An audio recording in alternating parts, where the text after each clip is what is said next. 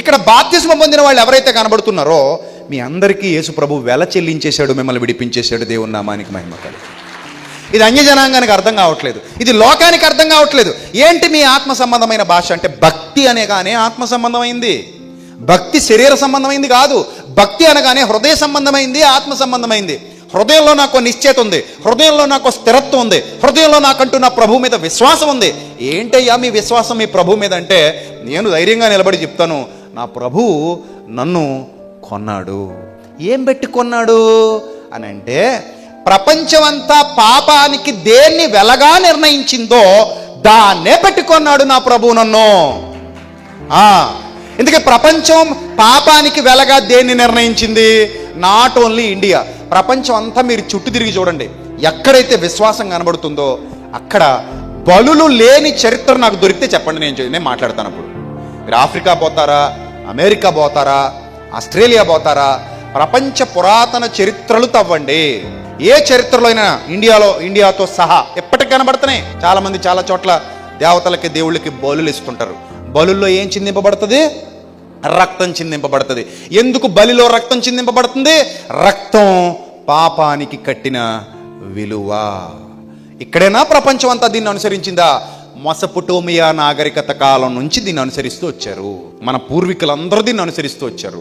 అక్కడ మేకల రక్తం, కోడెల రక్తం, గొర్రెల రక్తం, పక్షుల రక్తం, పశువుల రక్తం చిందిస్తూ మా పాపానికి ఇదిగో వెల చెల్లించేశాం అని అనుకునేవారు. మీరు పాత ధర్మశాస్త్రం అంతా చదువుతుంటే మీకు అదే కనబడుతుంది. పాపానికి చెల్లింపబడిన వెల, నిర్ణయింపబడిన వెల ఏంటది? పశువుల యొక్కయు, ఎడ్ల యొక్కయు, మేకల యొక్కయు, గొర్రెల యొక్కయు రక్తము. మరి ఇప్పుడు ప్రపంచం అంతా అనుసరిస్తున్న ఆ విధానంలోనే యేసు ప్రభు పరలోకం నుంచి వచ్చి ఏ రక్తం అయితే మిమ్మల్ని విడిపిస్తుందని మీరు వెలగా నిర్ణయించారో ఆ వెల నేను చెల్లిస్తాను ఇప్పుడు. అయితే మీరు అనుకునేటువంటి సాధారణమైన వెల కాదు, అమూల్యమైన రక్తం. ఏంటట? అమూల్యమైన రక్తము. అమూల్యము అంటే అర్థం ఏంటో తెలుసా? ప్రపంచంలో ఎవడూ దానికి రేటు నిర్ణయం చెయ్యలేడు. అర్థమైందా? ప్రపంచంలో ఎవడూ దానికి ఏం కట్టలేడు? రేటు కట్టలేడు. రేటు కట్టలేనంత గొప్ప వెలిచి నేను నా పిల్లల్ని విడిపించుకుంటాను. ఎక్కడి నుంచి విడిపించుకుంటావు? పాపపు బంధకాలలో నుండి విడిపించుకుంటాను, చీకటి శక్తుల ప్రభావంలో నుండి విడిపించుకుంటాను. అందుకే అపరాధముల చేతను పాపముల చేతను మీరు చచ్చిన వారై ఉండగా క్రీస్తుతో కూడా దేవుడు మిమ్మల్ని ఏం చేశాడట? బ్రతికించాడు. అది నేను చేసేటువంటి త్యాగం, అది నేను నా పిల్లలకి ఇచ్చేటువంటి విలువ. ఎంత చెల్లిస్తావు? నా ప్రాణమే ధరగా చెల్లిస్తాను. ఏ విలువ కడతావు? నా పరిశుద్ధ రక్తం అనే విలువ కడతాను. పరిశుద్ధ రక్తం అంటే ఎలా వస్తుంది?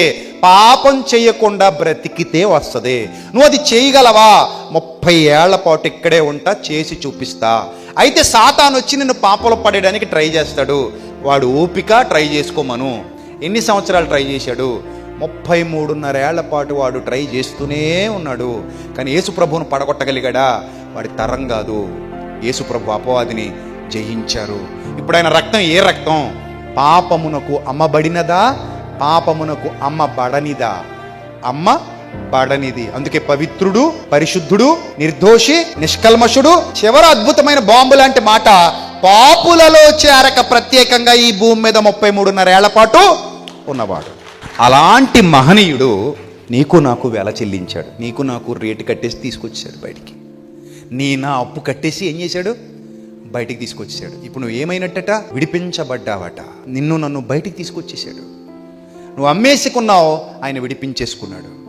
నువ్వు బానిసగా మారిపోయావు, ఆయన నిన్ను బాధ్యతగా భావించి నీకు భరోసా ఇచ్చి నిన్ను యజమానిగా చేశాడు, కుమారుడిగా స్వీకరించాడు, కుమార్తెగా స్వీకరించాడు. అందుకే అంటున్నాడు, మీరు స్వరక్తమిచ్చి సంపాదించబడిన సంఘము. ఏ విలువ పెట్టాడమ్మా? తన రక్తం, పవిత్ర రక్తం, పరిశుద్ధ రక్తం. ఆ రక్తం అనే విలువ మన పాపానికి ఇచ్చేశాడు. అందుకే నువ్వు పాపానికి అమ్మబడితే ఆ పాపాన్ని తన పవిత్ర రుధిర ధారలతో తీసివేసి అక్కడ తానే ఒక బలి పశువుగా. అందుకే ఏమని రాయబడింది? లోక పాపమును మోసుకొని పోయే దేవుని గొర్రెపిల్ల. ఇవన్నీ ఆత్మ సంబంధమైన వచనాలు. చాలా లోతుగా చదివితే తప్ప అర్థం కావు. ఇవి అర్థం కాకే బైబిల్ మీద బురద జల్లే ప్రయత్నం చేస్తున్నారు. అర్థమైతే కన్నీళ్లతో యేసు ప్రభు పాదాలు కడిగేద్దరా ఆనాటి ఆ స్త్రీలాగా. ఆవిడ కన్నీళ్లతో యేసుప్రభు పాదాలు కడిగేసింది. వీళ్ళు యేసుప్రభు కంటే కన్నీరు రప్పించే ప్రయత్నాలు చేస్తున్నారు. దానికి వీళ్ళకి ఆమెకు ఉన్న తేడా ఏంటంటే, ఆమె యేసుప్రభుని అర్థం చేసుకుంది. నేను పాపిని గ్రహించింది, నన్ను నా ప్రభు తన స్వరక్తం ఇచ్చి కొన్నాడన్న సత్యాన్ని గ్రహించింది. ఈ ఆత్మ సంబంధమైన భాష భావాలు ఆమెకు అర్థమయ్యాయి, మనందరికీ అర్థమవుతున్నాయి. కానీ చాలా మంది ఈ లోకంలో నశించిపోతున్న వాళ్ళకి భాష అర్థం కావట్లేదు, ఈ భావాలు అర్థం కావట్లేదు. అందుకే చదవగానే రక్తం ఇచ్చి కొన్నాడా, రక్తాలు ఇచ్చి ఎవడైనా కొంటాడా అంటారు. వాళ్ళకి అర్థమైంది అది. అంటే కొంతమందికి ఆత్మ సంబంధమైన భాష అర్థం కాదు, ఆత్మ సంబంధమైన భావాలు అర్థం కావు.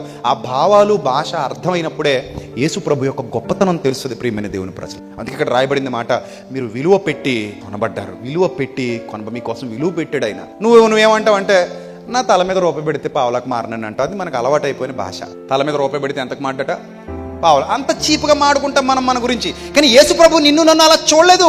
దయచేసి అర్థం చేసుకోండి. నువ్వు తల మీద రూపాయి పెడితే పావులకు మారమని అంత చీప్గా యేసు ప్రభు నిన్ను నన్ను చూడలా.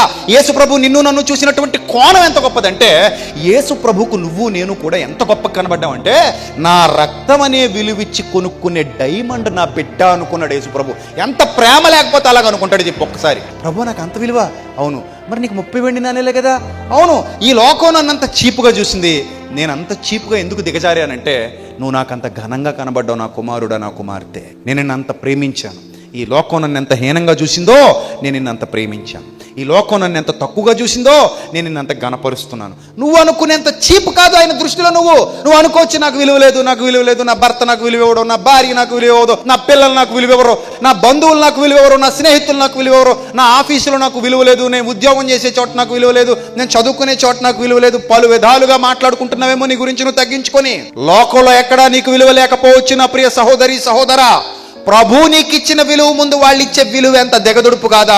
ఒక్కసారి ఆలోచించి రాత్రి, ప్రభు నీకు ఇచ్చిన విలువ ఎంత గొప్ప విలువ, ఎంత గొప్ప విలువ ఇచ్చాడు ప్రభు నీకు నాకు. అందుకే ఈ లోక పాపమును మోసుకుని పోయే దేవుని గొర్రెపిల్ల ఆ ప్రభు మన కోసం తన పవిత్ర రక్తాన్ని దారపోసాడు కనుకనే అమూల్యమైన రక్తము చేత మీరు విడిపించబడ్డారన్నాడు పేతురు భక్తుడు.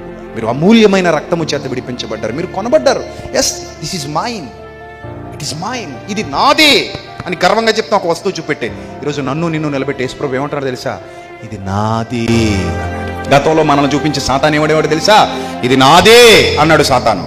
కానీ వాడి దగ్గర నుంచి విడిపించి ఇప్పుడు యేసు ప్రభు ఏమంటున్నాడు తెలుసా?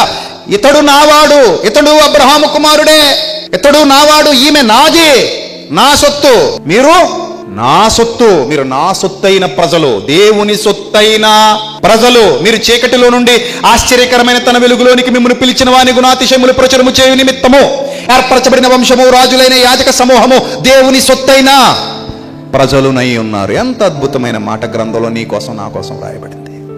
ఇంతకాలం గడుస్తున్నా, ఇన్ని విశ్వాసపు సంవత్సరాలు మన జీవితంలో దొర్లిపోతున్నా, ఎప్పటికీ కొంతమందికి వాళ్ళ విలువ వాళ్ళకి అర్థం కాల. క్రిస్టియన్స్ అని చెప్పుకుంటాం మనం, కానీ ఒక Christian what is your value?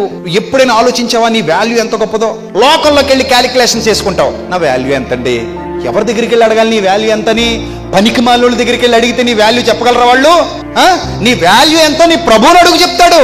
మనుషులను అడక్కో. మనుషులు పెడితే పెళ్ళి, లేకుంటే చావు. నచ్చితే ఒకలా మాడతారు, నచ్చకపోతే మరోలా మాడతారు. వాళ్ళని అడుగుతావు నీ వాల్యూ గురించి? నీ ప్రభువుని అడుగు, నీ వాల్యూ ఎంతో. మోకరించి, ప్రభువా నీ దృష్టిలో నా విలువ ఎంత ప్రభువా అని అడుగు. తల మీద రూపాయి పెడితే పావులకు కూడా మారనా ప్రభువా అని అడిగితే ప్రభు అంటాడు, తల్లి, నాన్న, నా దృష్టిలో నీ విలువ నా రక్తాన్నంతటినీ నీ కోసం ధార పోసేంత అంటే. అది అర్థమైంది కాబట్టి ప్రారంభ సంఘం, అపోస్తలులు ప్రభు కోసం తమ జీవితాలు త్యాగం చేశారు.